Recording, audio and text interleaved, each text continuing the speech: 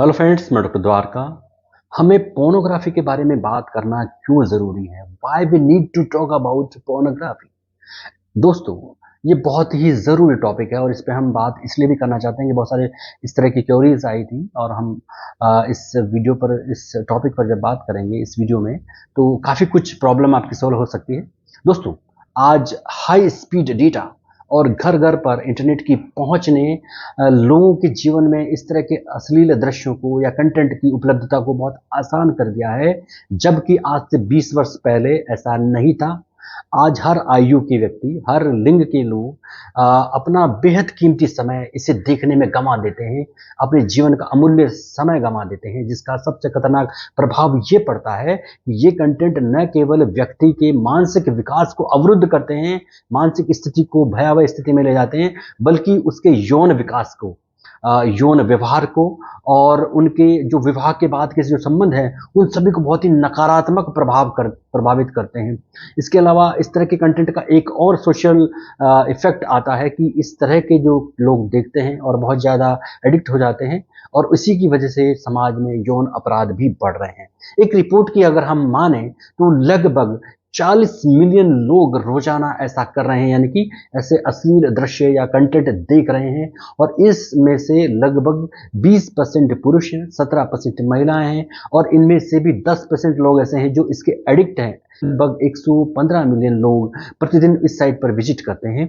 WHO ने भी 2018 में इसे इस देखने की जो आदत है या जो लत पड़ जाती है, इसे एक बाध्यकारी यौन व्यवहार के रूप में, एक मानसिक विकार के रूप में देखा।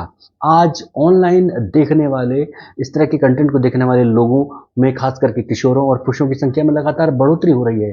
तो अश्लील कंटेंट या पोर्नोग्राफी विशेष रूप से लोगों को एक यौन उत्तेजना के रूप में परोसा जा रहा है, एक डिजाइन की गई सामग्री है जो एक खतरनाक विकल्प के रूप में स्थापित हो रहा है। मनोवैज्ञानिक रूप से अगर हम देखें तो इसको देखने की जो लत है, यानी कि जो अश्लील दृश्यों को या पोर्नोग्राफी देखने की जो लत है, एक हाइपर सेक्सुअल डिसऑर्डर है और इसे एक बाध्यकारी यौन व्यवहार, ओसीडी, ऑब्सेसिव कंपल्सिव डिसऑर्डर की तरह देखा जा रहा है, जिसे एक व्यक्ति चाह कर भी, अगर वो इच्छा करे छोड़ना, तो भी वो बहुत आसानी से इसे नहीं छोड़ पाता, उससे बहुत मुश्किलें आती हैं। एक स्ट्रिक्ट रूल फॉलो करना होता है, तब वो ऐसा कर पाता है।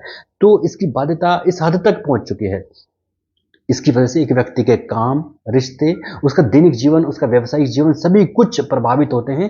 तो इसके बहुत सारे नुकसान हैं। हम इसके बड़े नुकसान की बात करेंगे तो हो सकता है हमारी छोड़ने की मन हो जाए, हमारा मन करने लगे। तो इसके नुकसान पर आप गौर कीजिए। ये वीडियो बहुत ही इंपॉर्टेंट है। अगर आपको थोड़ा भी पसंद आता है तो मेरे इस वीडियो को लाइक कीजिएगा, शेयर कीजिएगा, ताकि लोगों के जीवन में सुधार आ सके, लोग इस बुरी लत से अपना पीछा छुड़ा सकें। दोस्तों, इन फिल्मों या कंटेंट को लोग जानबूझकर भड़काऊ, उत्तेजक या आकर्षक बना देते हैं, ताकि ये मस्तिष्क में, ब्रेन में एक प्रकार की फैंटेसी, एक कल्पना क्रिएट करते हैं और व्यक्ति उस कल्पना लोक में खोने लगता है और इसके लिए वो ऐसे कंटेंट में जानबूझकर सेक्सी आवाज़ें और बहुत सारे उत्तेजक जो मटेरियल होते हैं वो ऐड कर देते हैं, ताकि लोग इन्हें देखें और इनके आदी हो जाएं। अगर इसके नुकसान की बात करें तो नंबर 1, दिमाग का सिकुड़ना एक सबसे बड़ा जो है कारण है और उसको देखो कि क्या प्रभाव पड़ता है दिमाग के सिकुड़ने से। दिमाग का सिकुड़ना एक बहुत ही सामान्य सी स्थिति होने लगती है इस तरह के व्यवहार में, देखने में।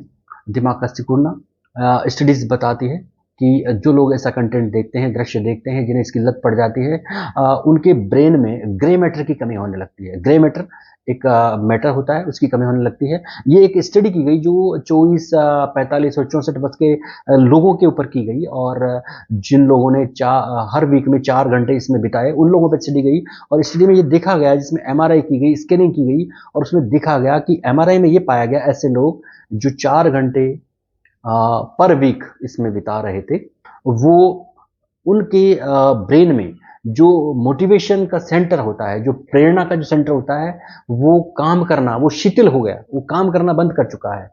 लोग मोटिवेट नहीं हो पाते, लोग बिल्कुल अधर-जूल जैसी स्थिति में पड़े रहते हैं, उदास पड़े रहते हैं। तो ये एक बहुत बड़ा ग्रे मैटर की वजह से दिमाग सिकुड़ने लगता है और ये स्थिति बड़ी क्रिटिकल हो जाती है। नंबर 2 पर हम देखें तो शरीर में जो बनने वाले जो हार्मोन हैं, जिनकी बात मैंने प्रीवियस वीडियो में भी की थी, उनमें अप्राकृतिक रूप से वृद्धि होती है, चाहे वो सेरोटोनिन हो, डोपामाइन हो, नॉरपेपिनेफ्रिन हो, या ऑक्सीटोसिन हो, इनमें अप्राकृतिक रूप से अननेचुरल तरीके से इनमें वृद्धि होने लगती है, जिससे व्यक्ति की सोचने की, महसूस करने की, समझने की और कार्य करने की जो क्षमताएं हैं वो बहुत ही नेगेटिवली प्रभावित होती हैं। उसे किसी भी कार्य में आनंद नहीं आता, केवल इनको देखने में आनंद आता है। वो अनसेटिस्फाई रहने लगता है अपने जीवन से और इस आनंद की कल्पना में खोया रहता है। वो अधिकांश समय निकालना चाहता है ताकि वो इनको देख सके और इस आनंद में खो सके। नंबर 3 पे देखें तो इस तरह की जो लत पड़ जाती है और वो लत अगर बहुत अधिक गहरी हो जाए तो व्यक्ति में सेक्सुअल फीलिंग खत्म हो जाती है। वो किसी तरह की सेक्सुअल फीलिंग नहीं कर पाता, क्योंकि उसका जो उसका ड्राइव है उसका लेवल बढ़ जाता है। नंबर 4 में उसकी ऑर्गेज्म, यानी कि जब एक स्त्री पुरुष शादी के बाद जो रिश्ते कायम करते हैं तो उनमें एक ऑर्गेज्म की स्थिति आती है, उसमें बहुत कमी आ जाती है। अनेक तरह के सेक्स रोग हो सकते हैं जो सेक्सुअल डिसफंक्शन के रूप में देखे जा सकते हैं, चाहे वो शीघ्रपतन हो, चाहे वो महिलाओं से संबंधित कोई विकार हो, तो वो अलग अलग तरह के देखे जा सकते हैं। एंड व्यक्ति अपने हर काम में विमुख होने लगता है, उसमें वो भागने लगता है। नंबर 7 पे बात करें तो व्यक्ति समय से पहले बूढ़ा दिखाई देने लगता है, परिपक्व हो जाता है, उसकी शारीरिक ऊर्जा में कमी आ जाती है। यौन अपराध बढ़ने का एक मुख्य कारण भी इस तरह के कंटेंट को लगातार देखना है। तो अननेचुरल रिलेशन के प्रति भी व्यक्ति जो है लिप्त होने लगता है या इनमें बढ़ावा मिलता है। तो व्यक्ति में अधिक गुस्सा, अधिक चिड़चिड़ापन, डिप्रेशन, रिजेक्शन की स्थिति इसकी वजह से होती है। वो सोशल कम हो जाता है, लोगों से कम मिलना-जुलना पसंद करता है, व्यक्ति अपनी देखभाल नहीं कर पाता, व्यक्ति अपने आप में शर्मिंदा रहता है, उदास रहता है, सैड रहता है और अपराध बोध महसूस करता है। उसे लगता है जैसे कोई अपराध उसने किया हो। तो ये सब स्थितियाँ हैं, ये कारण हैं। सोचिए आप, ऐसा अगर होता है किसी के साथ तो कितनी वो प्रॉब्लम फेस कर रहा है। अगर ये कारण सोचेगा तो इससे निजात पाने की कोशिश करेगा। अब हम फिर भी इस वीडियो में ऐड कर रहे हैं कि हाउ टू ओवरकम इट। तो ये एक बड़ी समस्या, एक एडिक्शन है। कुछ खास तरीके जिन्हें बहुत सारे आपने जानकारी में आपने देखा होगा, वीडियोस में देखा होगा, आप फॉलो भी करते होंगे, लेकिन मैं कुछ खास 2-3 तरीके ऐसे बता रहा हूँ जिन्हें आप एक बार फॉलो करके देखें। सबसे पहले ये स्वीकार करें कि आप ये देख रहे हैं, ये आपकी लत बन चुकी है, आप इसके बिना नहीं रह पा रहे, आप इसकी वजह से बहुत लॉस में जा रहे हैं, आप गर्त में जा रहे हैं, आपका भविष्य खराब होता है।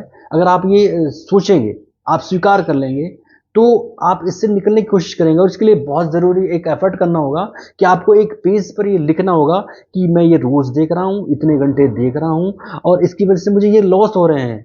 जब आप ये देखेंगे और रात को सोने से पहले इसे पढ़ेंगे, तो आपका ब्रेन आपको सॉल्यूशन देगा। आपका जो सबकॉन्शियस माइंड है, वो आपको सॉल्यूशन बताएगा कि आप बहुत नुकसान का काम कर रहे हैं और आप ऐसा करें। नंबर 2, जब भी आप ऐसा करते हैं तो करने के बाद बहुत से लोग सिर्फ यही करते हैं, बहुत से लोग मास्टरबेट भी करते हैं। इसके बाद आप उठें और आईने में अपने आप को देखें। आपको अपने किए हुए कार्य पर पछतावा होगा, आपको दुख होगा, आप में सैडनेस आएगी। आप उस दिन अपने आप के बारे में कहेंगे कि मैं ये नहीं करूँगा और आप ये तरीका इम्प्लीमेंट करके देखें। 1 बार, 2 बार, 3 बार आप करेंगे तो आपको, जब आपका दुख का लेवल बढ़ेगा, आपको पछतावा होने लगेगा, तो एक स्थिति वो आएगी जब आपको इससे घिन्नता हो जाएगी, आपको नफ़रत हो जाएगी।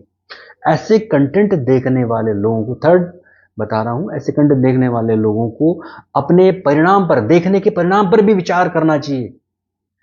क्योंकि आजकल ऐसे कंटेंट देखने पर बहुत सारी बाध्यताएं हैं, चाहे वो कानूनी हो, चाहे वो सामाजिक हो।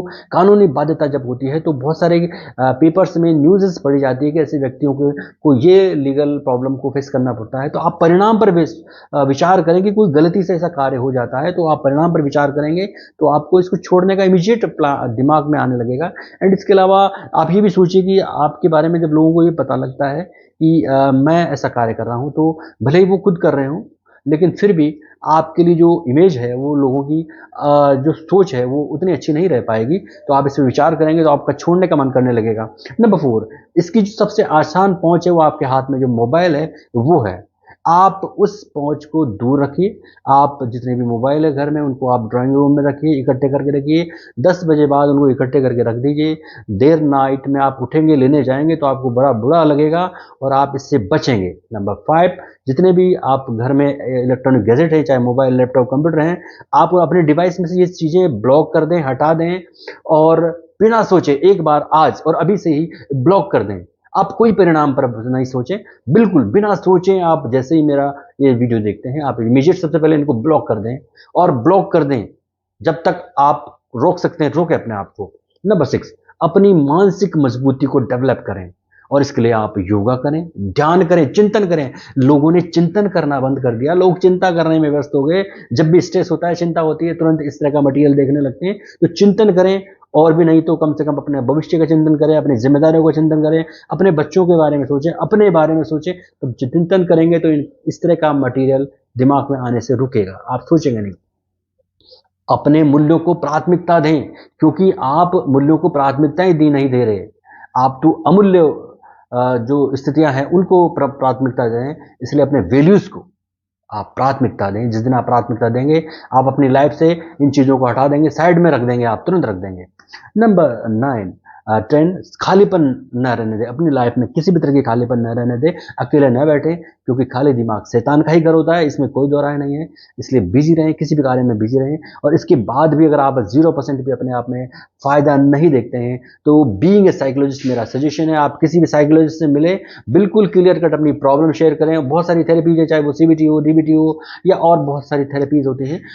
एक साइकोलॉजिस्ट जब आपसे मिलेगा, आपके बारे में जानेगा, तो वो बहुत सारे ऐसे तरीके बताएगा और वो आप में अमेजिंग चेंजेस कर देंगे। आप न केवल ये आदतें छोड़ देंगे, बल्कि आप बहुत सी बुरी आदतें छोड़ देंगे। आप करके देखिए, कमेंट करिए और बताइए। धन्यवाद, नमस्कार।